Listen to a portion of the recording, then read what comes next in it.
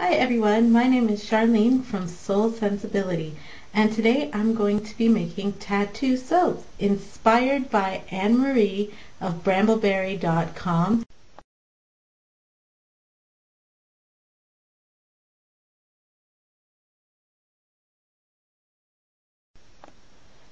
Okay, so let's get started. The first thing I am going to do is I'm going to take some clear melt and pour soap, and I'm going to melt that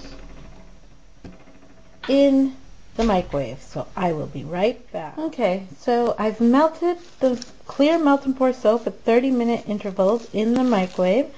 Let's take it off the saran wrap and see what this looks like. So, I don't know if you could see that. Oh, my camera is getting foggy. There we go. Okay, so as you can see, there's a little chunk of unmelted soap. So I'm just going to take a stir stick I got from the dollar store, and a huge pack for $1, so it was a great deal. And I'm going to just give that a little stir. And once all the chunks or any little remaining chunks are dissolved, I'm going to use a bluing technique that I learned from Soap Queen TV. So they have a series on melt and pour basics. So if you haven't used melt and pour soap before and you want to learn about this bluing technique or just how to use melt and pour in general, then I suggest that you take a look at Soap Queen TV on YouTube. So I'm just adding my blue. Let's see. It actually makes the base of the soap a little bit more clear instead of yellowish. So as you can see, I've added the blue and there are some little bubbles. Another technique you can use to get rid of the bubbles is give it a good spritz with some rubbing alcohol. And now I'm just going to pour this into my mold and let it set up for around 10 minutes, and then I will be back to add the tattoo.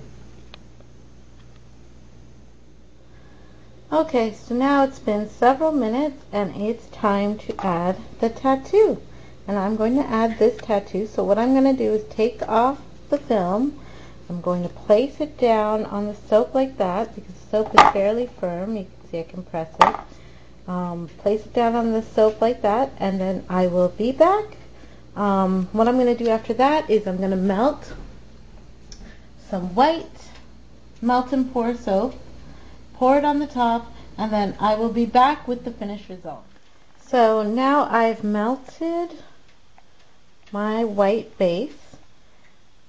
A trick I've learned, because we don't want it too hot, because we don't want it to melt the first layer we've already poured, a trick I've learned is to add more white chunks, and that will cool down the melt and pour soap so that it will be a pourable temperature.